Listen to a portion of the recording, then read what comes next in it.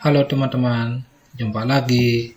Kali ini saya akan berbagi tutorial bagaimana kita mengubah background pada saat melakukan Google Meet. Saat kita sudah join Google Meet, jadi teman-teman bisa memilih More Option. Kita klik More Option, setelah itu change background. Nah, di sini ada beberapa default atau bawaan dari Google Meet. Jadi teman-teman bisa klik langsung. Nah, ini kita Zoom meetingnya di kitchen, atau kita pakai library, perpustakaan mini di rumah, atau kita pakai sudut ruangan di mana ada taman. Setelah itu kita close.